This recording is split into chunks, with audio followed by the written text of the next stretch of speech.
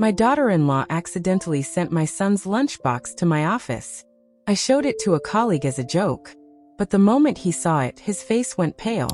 He told me to take my son to the hospital immediately. Why? I asked.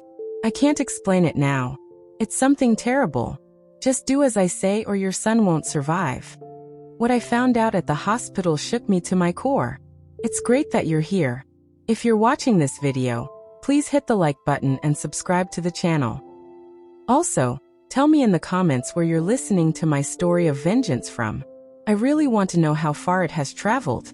It was a Monday morning at my house in Washington, D.C., and everything was as busy as usual.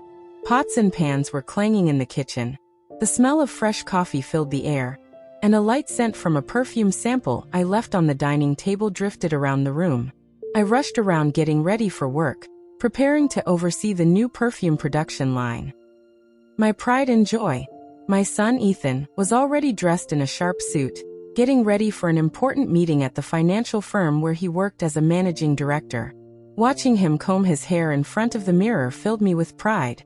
Ethan was everything to me, my only child, the one I had dedicated my entire life to raising and loving. In the kitchen, Sophia, my daughter-in-law, was busy preparing our lunches. She had been up since early, her long hair tied back in a ponytail. As she stirred a pan, she chatted happily on the phone with her friends. Her voice was full of laughter, but her hands moved quickly and skillfully as she packed food into 2 containers, a big one for Ethan and a smaller one for me. I stood in the doorway with a warm feeling in my heart. What a thoughtful girl you are, my dear. You don't just take care of your husband, you take care of your mother-in-law too, I said with a smile. Sophia turned around, her eyes bright, and gave me a light smile. I just want everyone to eat well, Mom. Eating out isn't safe anymore. Her words touched me deeply. I had always seen Sophia as a daughter, my beautiful and lively daughter-in-law who always looked after the family. As we were about to leave, Sophia hurried over and handed me the small container, then placed the large one in Ethan's car. I gently put the container in my bag, thinking about how caring she always was. Sophia was truly a family woman. She always made me feel comfortable and safe. I walked out the door, not knowing that this lunchbox would change everything in my life. At lunchtime, my office was as lively as always. The younger staff were gathered around the break room table, laughing and talking about their spouses and kids. I opened my bag and pulled out the container, but something immediately felt wrong. This wasn't the small container Sophia made for me. It was the big one meant for Ethan. I laughed and shook my head. Sophia is more scatterbrained than her old mother-in-law, I thought, amused by what I assumed was a small mistake. When I opened the lid, I noticed something strange. The rim of the container had tiny white crystals on it, like sugar. How strange! A savory meal with sugar on the rim. I muttered, curious but also amused. The employees around me leaned over and started teasing. Ma'am, the rim of your container looks like a frosted margarita glass. The whole office burst into laughter. The atmosphere felt like a little party. I picked up the container and took it to David, my closest colleague. He used to be a doctor before retiring, and now he worked as a workplace safety consultant for my perfume company. David was the person I trusted the most, the one I shared all the little stories of my life with. Look at this, I said, laughing as I showed him the container. Sophia is so young, but she's already more absent-minded than me. She made a savory dish for her husband, and somehow put sugar around the rim. Maybe she thinks Ethan works too hard and wants him to gain weight. I joked, expecting him to laugh like everyone else. But David didn't laugh. He took the container, tilted it under the bright office lights, and gently rubbed the rim with his finger. Suddenly his face went pale. He squinted his eyes like he had just seen something horrible. Who prepared this meal for him? He asked in a low, serious voice. I frowned, confused. My daughter-in-law, as usual. She makes lunch for my son and me every day. Today she accidentally gave me Ethan's container. Why? I said, trying to stay calm even though a terrible feeling started creeping into my heart. David didn't answer right away. He looked at me with deep concern, then suddenly spoke in a loud, urgent voice that made me jump. You need to take your son to the hospital right now. His words stabbed me straight in the heart. I froze, feeling the blood inside me turn to ice. The laughter and chatter in the office suddenly stopped. A dead silence filled the whole room. The young employees stared at each other, confused and unsure of what was going on. I tried to stay calm and asked again. Why? David, explain to me what's happening. But he only shook his head, his voice shaky. I can't explain it now. It's something terrible. Just do what I say or your son won't survive. My heart broke. Ethan, my son, the child I had protected all my life, the boy I loved more than myself, was in danger. I couldn't understand it. I didn't want to believe it. But the fear in David's voice made it impossible to doubt him. I looked at him, trying to keep my voice steady. Are you serious? This isn't a joke, right? David grabbed my hand. His eyes were red. I swear I would never joke about something like this. Those white crystals aren't sugar. You need to act now. His words hit me like a loud alarm, waking up every sense in my body. I still didn't know exactly what was going on, but my mother's instinct screamed that something was terribly wrong. The container sat on the table like a silent warning. I looked at it, then back at David, and for a moment it felt like the whole world was crashing around me. David practically pushed me out of the office. His voice was urgent and filled with worry. Go now. You can't waste a second. He already had his phone in his hand, calling someone he knew in the toxicology department at the University of Maryland Medical Center. His voice was shaking but clear. I need you to analyze a sample immediately. It's life or death. I stood there holding the container tightly, my mind spinning. Just minutes ago I was joking about the white crystals on the rim. And now that same container felt like a bomb that could destroy my entire world. I carefully put it inside a plastic bag, as if it were crime evidence. I'm going now, I told David, forcing my voice to sound firm even though fear was rising inside me. He nodded seriously. I'll meet you at the hospital. Don't let anyone touch that container. I called my personal driver, Mr. Jones, who had worked for my family for over 20 years. When I told him to drive straight to the medical center, he looked at me through the rearview mirror, curious, but didn't ask any questions. Faster, Jones, I said in a hoarse voice. During the drive, I sat in the back seat gripping the plastic bag, staring out the window. Washington, D.C. was as busy as always. Yellow taxis speeding by, street vendors shouting, sunlight bouncing off tall glass buildings. But everything felt distant, as if I were trapped in a different world. One filled only with fear and the dread of what might happen next. When we reached the hospital, I rushed into the reception area still holding the plastic bag. The young nurse with thick-rimmed glasses looked up, surprised, when I said, I need you to analyze this food container. There's something strange in it. She blinked, like she didn't believe what she heard. Then her phone rang. I faintly heard David's voice on the line. The nurse nodded quickly and wrote something down. All right, ma'am. Please wait a moment. The sample will be taken to the lab immediately, she said politely, though I could still hear the curiosity in her voice. I just nodded, feeling too weak to explain anything else. A staff member in a white lab coat took the sample, and I was guided to a waiting room down the hall. The hallway of the University of Maryland Medical Center was full of people, fast footsteps, announcements echoing from the PA system, and the sharp smell of disinfectant. I sat down and clasped my hands together, trying to calm my racing heart, but every minute felt like an hour. I looked at the clock. The minute hand moved painfully slow, almost mocking me. In my mind, I saw memories of Ethan. Young Ethan running through the park holding my hand. Grown Ethan standing proudly on the stage receiving his college diploma. And recently, the way he complained about feeling tired, rubbing his stomach with a weak voice. It must be the stress from work, Mom. I had thought it was just normal stress, like any young man his age would have. But now David's warning echoed again. Or your son won't survive. My chest tightened. How could this be happening? Who would ever want to harm Ethan, my good, hardworking boy? I took out my phone and dialed Ethan's number. It rang, but he didn't pick up. I knew he was in an important meeting, but the silence still made my heart ache. I sent him a message, my fingers shaking. Ethan, you must get a medical checkup today. Do it secretly. Don't tell anyone, not even your wife. I hit send and stared at my phone waiting. But no reply came. I tried to calm myself, but the fear kept growing, like a giant wave ready to swallow me. Finally, after what felt like forever, a young doctor came out of the lab. His name tag read Dr. Ethan Miller. His face was serious, but his eyes were gentle. "You're the one who brought the food container, right?"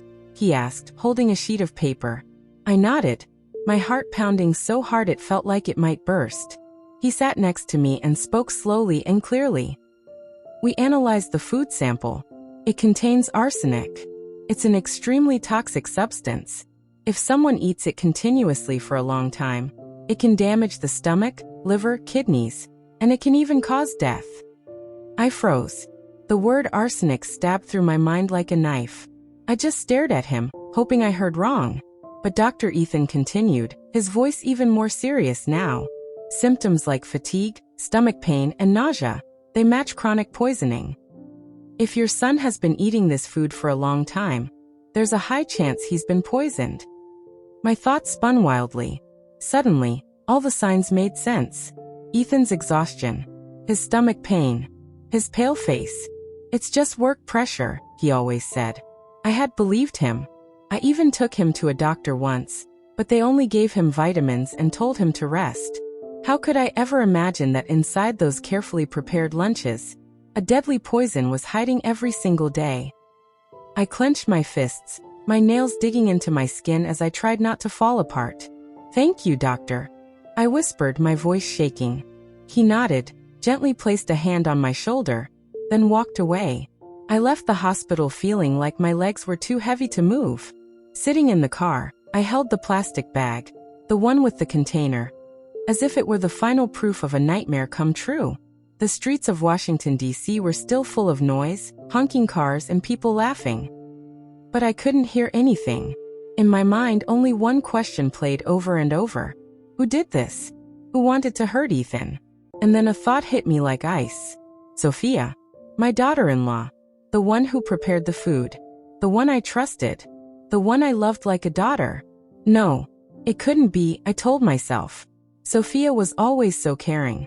She looked after Ethan with every meal, every moment.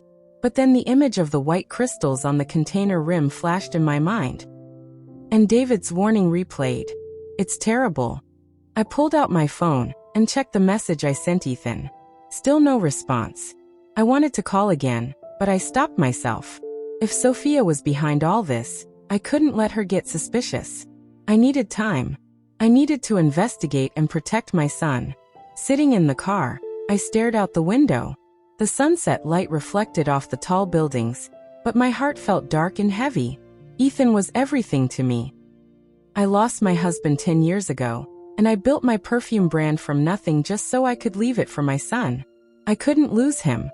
I just couldn't. That afternoon, I couldn't go home. My mind was still spinning after what Dr. Miller told me at the University of Maryland Medical Center. I needed answers. Anything that could help me understand why this nightmare was happening to Ethan. So I drove straight to the office of my personal attorney, Mr. Harrison. He had handled all my legal matters for over 20 years. If anyone understood my assets and my plans, it was him. When I walked into his office, he was sitting behind his desk with his gold-rimmed glasses, reading a file carefully.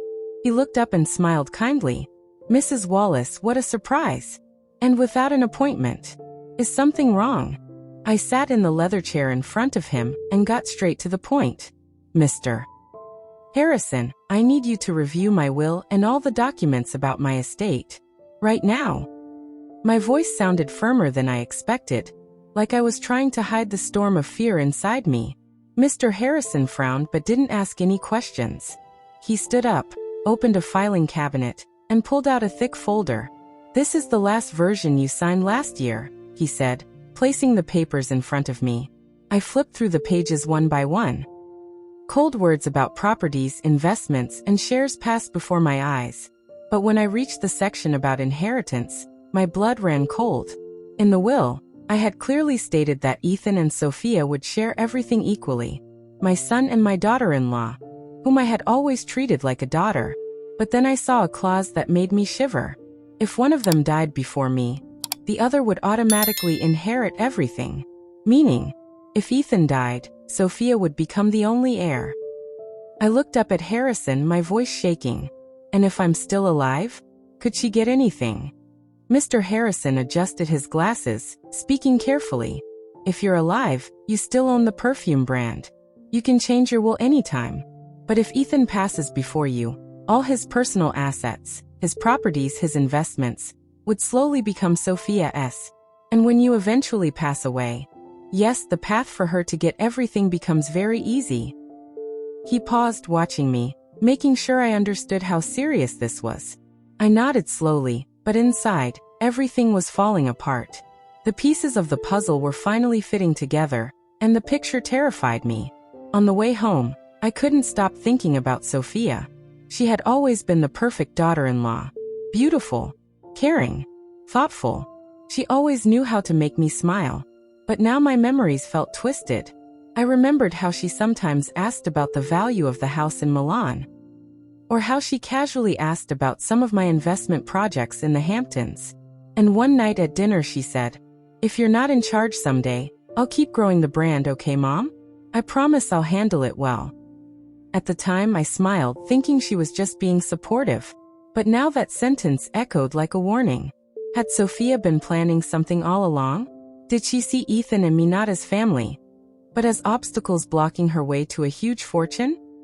When I got home, it was almost dark. The porch light glowed on Sophia, sitting on a wicker chair scrolling through her phone. She looked up and smiled brightly. "You're home, Mom? I just booked a spa appointment for the weekend. Want to come? They have a really relaxing massage package." Her voice was soft and cheerful, but it no longer made me feel warm. I looked into her eyes, searching for something, any sign of guilt or hesitation. But all I saw was that perfect smile. "I have a commitment, dear. You go with your friends," I said dryly as I walked past her into the house. I didn't want her to see my trembling hands, or the anger and pain I was holding back. Inside the living room, I sank onto the couch and covered my face with my hands. My heart was breaking. Part of me refused to believe Sophia, the girl I welcomed into my family, could do something so cruel. But the other part, the mother in me, screamed that I had to protect Ethan no matter what. Even if the truth was the most painful thing I'd ever face. I remembered the day Ethan introduced Sophia to me for the first time. She was shy and held his hand tightly. "I promise I'll take good care of him, ma'am," she had told me. I believed her. I thought I was lucky. But now every memory of her felt like a knife cutting into my heart. The next morning, I woke up with a heavy feeling in my chest, like a weight crushing my breath. Sleep didn't help. I had nightmares of Ethan, the container, and Sophia's smile. A smile I no longer knew was real or just a mask. I put on a dark blue blouse, the one Ethan once said made me look powerful, and drove to his office downtown. I didn't tell him in advance. I just sent a short message. "I need to see you right now." On the way, I tried to calm myself, but my hands were sweating on the steering wheel. I knew this conversation would change everything, but I couldn't delay it anymore. Ethan had to know the truth. When I arrived, Ethan had just stepped out of a meeting. His jacket was a little wrinkled, but his smile still lit up the whole hallway when he saw me. "Mom, what are you doing here without telling me? Did you come to check if I'm actually working?" He joked in his usual playful voice. Seeing my son standing there, healthy and cheerful, broke my heart. How could I tell him that the woman he loved, the person he trusted, might be trying to kill him? But I had no choice. "Ethan, come with me to your office. It's something important," I said more seriously than I meant to. He frowned, his smile slowly disappearing, but he nodded and led me inside. His office was big and bright, with a large window overlooking the busy city. Ethan sat down and pointed to the chair in front of him. "What's wrong, Mom? Why are you so serious? Is something happening at the perfume company?" he asked, thinking it was a normal business talk.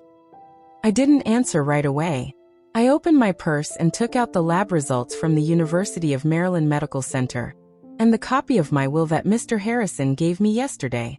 I placed the documents on his desk, pushed them toward him, and looked him straight in the eye. "Read it, Ethan," I said, holding back my emotions. He picked up the papers and flipped through them. His expression changed quickly, from calm to confused, and then to a pale, terrified look. When he reached the lab results, I saw his hands shaking, making the papers rustle. "Arsenic in my food," he whispered, looking up at me with wide eyes. I took a deep breath and explained everything. How I mixed up the lunchboxes, the white crystals on the lid, David's warning, and the lab results confirming poison. I told him slowly, detail by detail, because rushing the words would make the truth too heavy to speak. Ethan sat frozen, gripping the papers tightly. He shook his head again and again, refusing to accept it. "It can't be, Mom," he said in a choked voice. "Sophia loves me. She loves us. She cooks for me every single day. She pays attention to every little thing. How could she?" His voice faded, and I saw his eyes turn red. Seeing him like that tore me apart. I wanted to hug him and tell him it was a mistake, but the truth was right in front of us. I let him breathe for a moment and then said firmly, "I know it's hard to believe, son. I don't want to believe it either. But the evidence is here. And think about your health these past few months. The fatigue, the stomach pain, the nausea. I thought it was stress, but now I know it wasn't." I looked him directly in the eyes. "Ethan, I can't lose you. You have to face the truth, no matter how painful." Ethan lowered his head and covered his face with both hands. I could tell he was trying to connect everything together. The nights he came home exhausted, the orange juice Sophia always made for him, the meals she served with a sweet smile. Suddenly he slammed his hand on the table, making me jump. "If this is true," he said, his voice trembling with anger, "then she didn't only betray me. She wants to steal your legacy and destroy our family." There was so much pain in his eyes, but I also saw determination, like he had finally realized his life had been built on a lie. I reached out and grabbed his hand, squeezing it tight. "We need to cooperate with the police," I said firmly. "We can't confront her alone. If we stay quiet, you'll be in even more danger." Ethan looked at me with eyes full of pain and hesitation. I knew he still loved Sophia and wanted to believe she was innocent. But then he took a deep breath and nodded, tears shining in his eyes. "Mom, I'll do whatever you say. Let's expose her. I can't let you lose anyone else." That same afternoon, we went to the precinct to meet Inspector Carter, a man I met at a business seminar years ago. He had graying hair, a serious tone, and sharp eyes. We sat in his small, white-walled office that smelled of coffee. I told him everything, from the lunchbox to the lab results, and Ethan added the details about his health. "This is very serious," Inspector Carter said in a firm voice. "We'll take the container as evidence, install cameras in your home, and collect more food samples. But the two of you must keep this completely secret. We can't let the suspect know we're investigating." Ethan nodded, but I saw his fists clench. When we stepped outside into the busy Washington, D.C. parking lot, Ethan stayed silent for a long time. He looked older, like all the happiness had drained out of him. "Mom," he finally said, his voice breaking. "I never imagined the person sleeping next to me wanted to kill me. But for you, for our family, I'll stay strong." I hugged him tightly. His body trembled, and I felt his pain mixing with mine. "Son, I'm here," I whispered as tears fell silently. "We'll get through this together." My heart was broken, but determined. We were no longer victims. We were taking control. And I would do anything to protect him. After leaving the precinct, we sat quietly in the car for several minutes. Neither of us spoke. The engine hummed, but inside I felt a storm. Ethan stared out the window, fists clenched, torn between love and betrayal. "Mom," he finally murmured. "How do we expose her? I can't drag this out." I nodded. "We'll make her lose her patience. If she really has a plan, she'll slip." When we got home, I immediately called Inspector Carter to discuss the strategy. He listened and replied in a firm voice. "Attack her motive, the money. If she's after the inheritance, make her feel like she's losing it. She'll panic and act quickly." His words felt like a spark in my mind. I immediately thought of the will, something Sophia always asked about. If I made her think the fortune was slipping away, she wouldn't stay calm. "I know exactly what to do," I told Carter. The next morning, I called Mr. Harrison loudly, knowing Sophia was in the living room arranging flowers. Mr. Harrison, please come to the house this afternoon. I want to talk about a new will. Sophia froze for a moment. I saw her stop moving, her hands stiff, before she pretended to continue arranging the flowers. That afternoon, when Harrison's car rolled in, I opened the main gate on purpose so Sophia would see him. She was outside saying goodbye to a friend, and she looked at the car with clear curiosity. Inside, Harrison and I sat with the window wide open so our voices could easily be heard. I spoke loudly. Mr. Harrison, I've made my decision. In 1 month, I'm changing my will. I want to donate most of my estate to a foundation that will build an orphanage for abandoned children. They need it more. Harrison, already aware of the plan, nodded. That's very noble. What percentage are you thinking of? At least 80%, I said firmly. The perfume brand, the properties, everything. Right then, I heard quiet footsteps. Sophia walked by holding a fruit tray and paused for a split second. Her eyes widened before she quickly continued. My heart pounded. She heard everything, and it definitely hit her fear. When Harrison left, Sophia accompanied him with a forced smile. Thank you for coming, Mr. Harrison, she said, her voice shaky despite her effort. That night, I pushed the plan further. I organized a family dinner. Ethan sat beside me. Sophia sat across, smiling but without her usual spark. As I poured wine, I brought up the will again. I've thought deeply about this. The brand is my life's work, but I want it connected to charity. Donating my assets gives me peace. Sophia smiled stiffly. That's so noble, Mom. I support you. But I noticed her fingers digging into her wine glass. Ethan joined in. Yes, Mom, linking the brand to charity is perfect. Sophia lowered her head and pressed her lips tight. After dinner, she stood up quickly. I have a late spa appointment with a friend. I'll be home late. She grabbed her bag and rushed out. I pretended to clean up, but in the garden I heard her whispering urgently on the phone. We can't wait another month. We have to act now. My heart froze. I coughed loudly on purpose and walked outside. Sophia gasped and turned around, her eyes full of fear. My massage was moved to tomorrow, she said quickly. I'm tired tonight. I smiled warmly. Are you tired, dear? Then rest well. But inside, I knew panic was eating her alive. Later, walking past her room, I saw her pacing with the phone pressed to her ear. Her whisper was sharp. I have to act before that old woman signs the new will. I closed my bedroom door, my heart racing. Her anxiety had reached its limit. The following days, the house felt tense. Ethan and I pretended things were normal, but inside, I felt like I was walking a tightrope. One morning, while I made coffee, Ethan walked in looking exhausted. Mom, he said quietly. The food Sophia made lately tastes strange. Yesterday's soup was bitter, and the orange juice had white sediment. I'm not sure, but... His words stabbed me. I held his hand. Don't eat anything she cooks. I'll handle it. A few days earlier, Inspector Carter had hidden a camera in the kitchen. He brought me to a small office near the precinct where we could watch everything live on a large screen. The camera showed Sophia in the kitchen. She opened a small bottle, tilted it, and sprinkled white powder into the pot of soup. Her movements were slow and confident, like she had done it many times. Her face was blank, no fear, no regret. I grabbed the table so hard my nails dug into the wood. I wanted to run into the house and scream at her, but Carter put a hand on my shoulder. Easy, Mrs. Wallace, he said quietly. We need more evidence. She won't escape. His words kept me steady, but inside I was burning. Watching her calmly stir the poisoned soup with a soft smile broke me. My daughter-in-law was a stranger, a threat. Is everything recording clearly? I whispered to Carter. Yes, he said.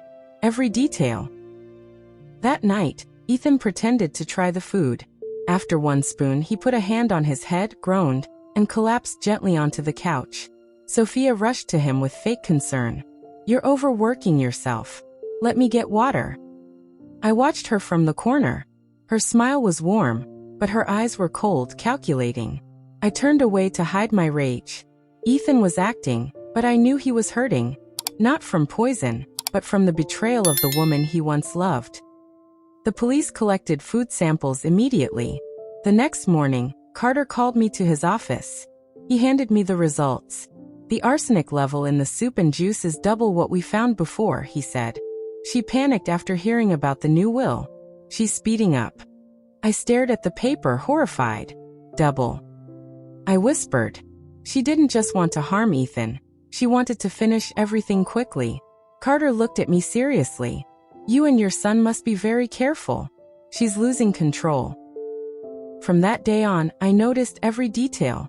Every time Sophia served juice, Ethan's glass always came first. One time, I asked her for a glass myself. She hesitated and her hand trembled slightly. Here, Mom, she said, avoiding my eyes. I smiled. Actually, I want water instead. She froze before forcing a smile. Another night, she handed Ethan a bowl of soup. I made this especially for you, my love. I signaled Ethan with my eyes and spoke first. I'm old now. I can only take broth. Let your husband have the soup. Sophia stopped, her smile stiffening. Of course, she whispered before turning away. She was nervous, and that gave me a strange mix of relief and sadness. Ethan continued the act, acting weak, rubbing his stomach, sighing loudly at home and at work. His co-workers grew worried. Sophia, however, watched him with a quiet satisfaction, thinking her plan was working. Seeing that broke my heart. My son wasn't just my child. He was my pride. Watching him pretend to be sick just to protect himself from the woman trying to kill him filled me with both pride and pain. Late that night, walking down the hallway, I heard Sophia whispering urgently on the phone. I stopped and pressed against the wall, trying to hear. Just a few more days and I'll be the only one who gets everything, she said quietly, but with so much determination that it sent chills through me. I slowly took out my phone. I turned on the voice recorder and held it steady. The moment Sophia's voice came out clearly, I knew I had another important piece of evidence. I went back to my room and sent the recording to Inspector Carter with a message. We're almost at the end. The next morning, Inspector Carter called Ethan and me to the station. When we walked into his office, he sat behind his desk, his eyes sharp but his voice calm. We already have enough evidence to arrest her. But to make sure she can't deny anything, we need one last move. A fake death for Ethan will make her relax and confess. I looked at Ethan. His hands were clenched, and his face was tight with pain. I knew he still loved Sophia, but he nodded. I'll do it. If we wait any longer, she'll keep going. And you'll be in danger too, Mom. His words cut deep. I was proud of his strength, but it broke my heart to see him dealing with such betrayal. I squeezed his hand and said softly, I'm right here, Ethan. We'll get through this. Inspector Carter nodded and told an officer to take us to a conference room where we went over every detail. The plan was exact. The police worked with the University of Maryland Medical Center to prepare a special room with hidden cameras everywhere. Dr. Laura Wilson, an old friend of Carter, agreed to help. She created a fake medical file showing severe poisoning and cardiac arrest.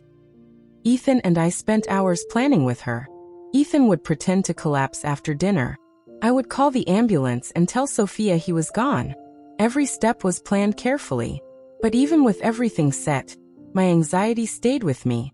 If Sophia suspected anything, everything would fall apart. That night, the tension in the house was heavy. Sophia cooked dinner like usual. She served Ethan a bowl of soup and said with a soft smile, Eat, my love. I made this especially for you. Her smile was warm, but her eyes were cold. I looked at Ethan and gave him a small signal. He nodded. He picked up the spoon, pretended to taste a little, then put it down with a slight frown. I'm full tonight. I'll eat later. For a second, I saw disappointment flash in Sophia's eyes, but she quickly hid it. Well, I'll save it for you, she said lightly. A few minutes later, Ethan started his act. He grabbed his stomach. His face went pale. His breathing became heavy. Mom. It hurts so much, he whispered before collapsing onto the table, knocking over a glass of water. I jumped up and screamed, Ethan, what's wrong? My voice shook. Even though I knew it was fake, seeing him lying there made my heart twist in pain. Sophia ran to him, grabbed his hand, and cried, "My love, wake up." But when she leaned in, I saw something terrifying. A quick spark in her eyes. Not worry. Satisfaction. I grabbed my phone and pretended to call 911 with a panicked voice. "Please come fast. My son passed out. He's not breathing." Sophia covered her face and sobbed loudly. But I noticed something. Her tears looked real, but the pain didn't. I turned away so she wouldn't see the anger building in my eyes. Minutes later, the ambulance siren echoed outside. The paramedics, really undercover officers, carried Ethan onto a stretcher and placed him in the ambulance. Sophia tried to go with them. "I have to go. I'm his wife." But an officer stopped her. "I'm sorry. Only one person can go." I stepped forward and held her hand gently. "You stay, dear. I'll go. I'll update you." She nodded, her eyes red. But I felt her hand shaking for a different reason. I got into the ambulance. The door shut. Sitting next to Ethan, I held his hand. "You did well. Now it's my turn." He opened his eyes slightly. "I trust you, Mom."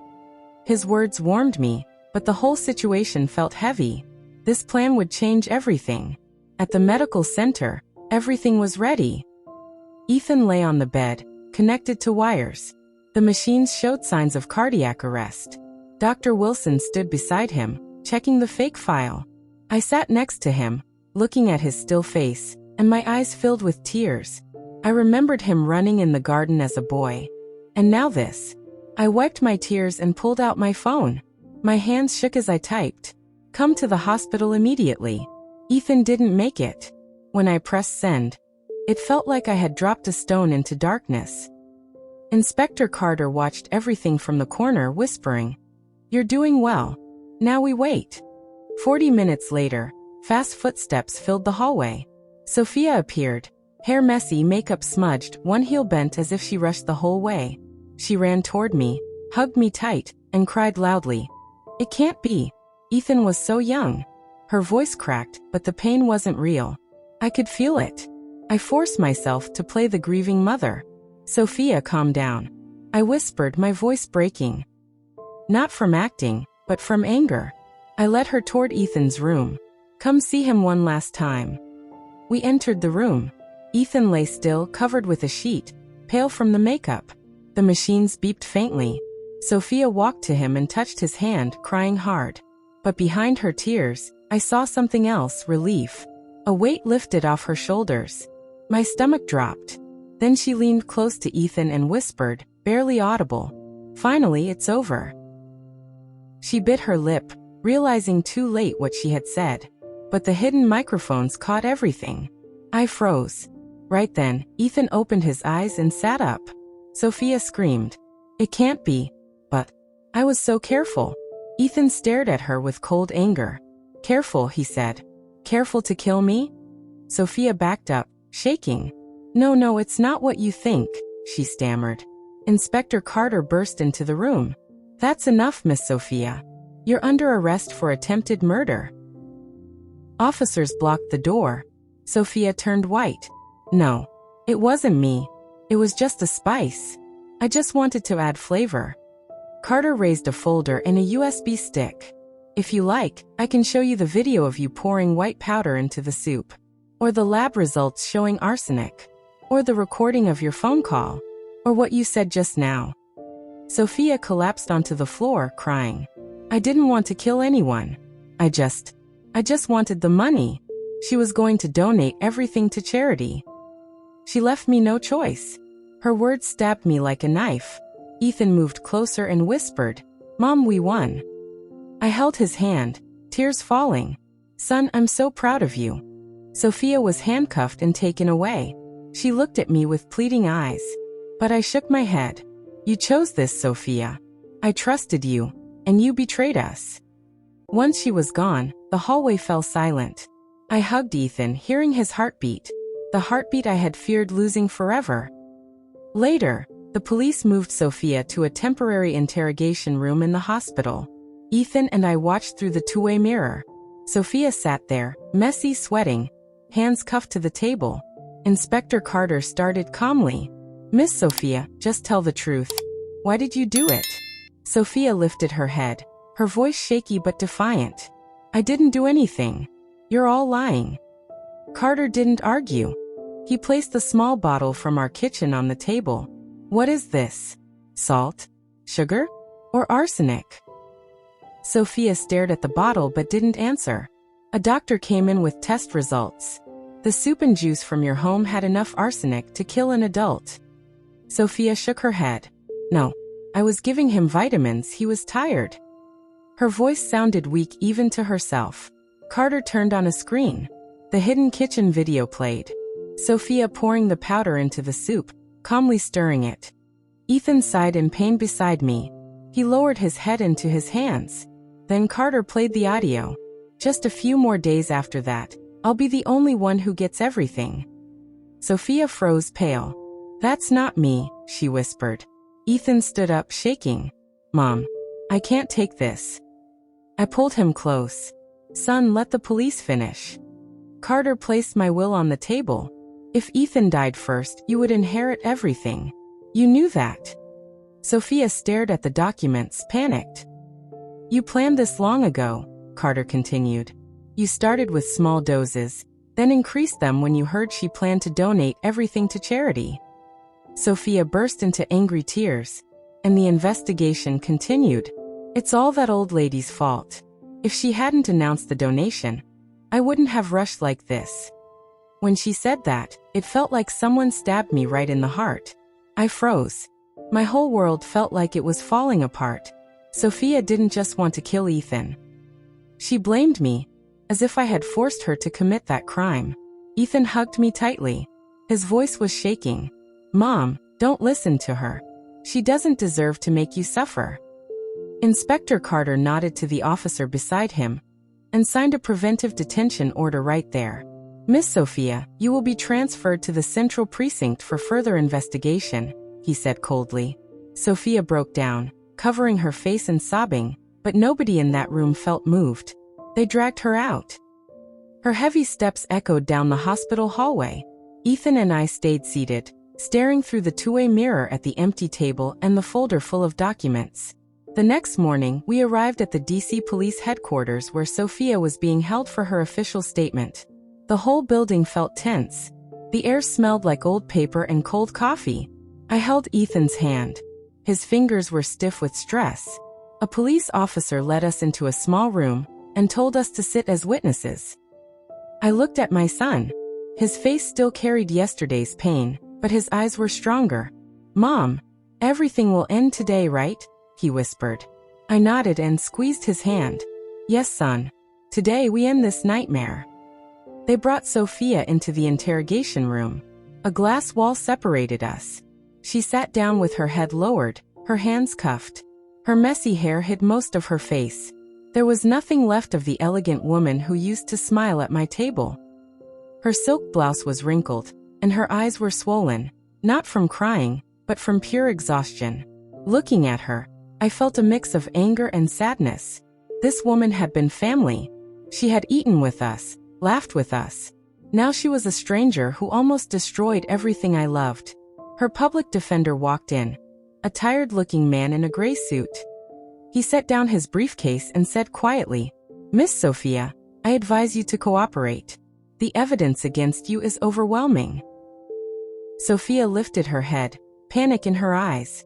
But then, looking defeated, she whispered, I'm going to tell you everything. I don't want to hide anything anymore. That sentence froze me. Ethan took a long breath and clenched his fists. I placed my hand on his shoulder to calm him, even though I was shaking too. Then Sophia began to confess. Her voice was weak, but steady. I researched arsenic online on hidden forums. I knew small doses weren't easy to detect. She paused, swallowed hard, then continued. I bought it from someone on the black market, an illegal chemical dealer outside the city. I started putting it into Ethan's food. Just a little, a tiny bit every day. Her words made my blood run cold. I gripped the edge of the table, so hard my fingers hurt. The image of her sprinkling white powder into the soup flashed in my mind. I didn't want him to die immediately, she said shakily. I just wanted him to get weak, so people would think he was sick. And when he died, I would inherit the fortune. After that, I planned to make sure the lady. She stopped and looked toward the glass, as if she knew I was watching. The lady would also pass away naturally. Ethan jumped to his feet and slammed his hand on the table. You wanted to kill you too, Mom, he cried, his eyes red with rage. I pulled him back down and held him tightly. Son, calm down. She can't hurt us anymore. But inside, I felt like my heart had been torn apart. Sophia didn't only want to take my son, she had planned to take me too. All because of her endless greed. Inspector Carter took notes calmly. What was your motive? Just the money, he asked. Sophia nodded as tears streamed down her face, but there was no regret in them. I had nothing, she said. I grew up poor. When I married Ethan, I thought life would change. But then she said she was donating her whole fortune to charity. I couldn't let that happen. I covered my face, crying quietly. I once believed Sophia truly loved Ethan. Now her truth sat in front of us like an open wound. The police recorded her entire statement. Her own lawyer stayed silent. He couldn't defend her after she had confessed everything. Carter signed the arrest warrant. You will be transferred to the detention center. Attempted murder is not a small matter, he said firmly. Sophia broke down again, but nobody felt sorry for her. They took her away. Her footsteps echoed down the hallway once more. Ethan and I stayed seated, staring at the empty interrogation room through the glass. A few hours later, the whole of Washington, D.C. knew what happened. Headlines read, Young socialite arrested for attempting to poison husband to inherit fortune. I stared at my phone in disbelief. It felt like I was living inside a nightmare. Ethan's company shares dropped sharply, but the board acted fast. They held a press conference, explained everything, and the public calmed down. My perfume brand, meanwhile, received praise. I turned the fake charity foundation into a real foundation to support women suffering from domestic violence.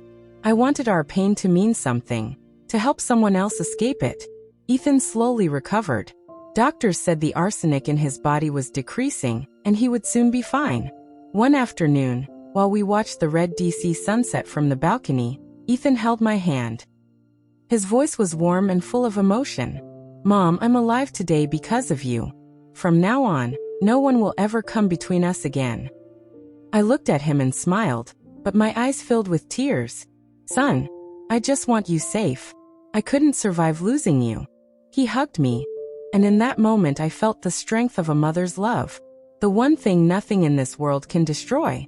Watching the sunset, I thought to myself, Sophia's greed destroyed her, but the love between Ethan and me saved us. This house, the perfume brand, are dreams. They continue not because of money, but because we have each other. I squeezed Ethan's hand. I felt relieved, but I also felt the scars that only time could heal. This story is fictional, but inspired by real events. Names and places have been changed to protect those involved. We don't share this to judge anyone, but in the hope that someone out there will listen and think about how many mothers are suffering in silence. I'm truly curious. If you were in my position, what would you do? Would you stay quiet for peace? Or speak up to take your voice back? Your thoughts matter, because every story is a candle that lights someone else's path. May God bless you. I strongly believe courage leads to brighter days. And now on your screen, I've left you two of the channel's most beloved stories. Trust me, they will surprise you. Thank you for staying with me until the very end.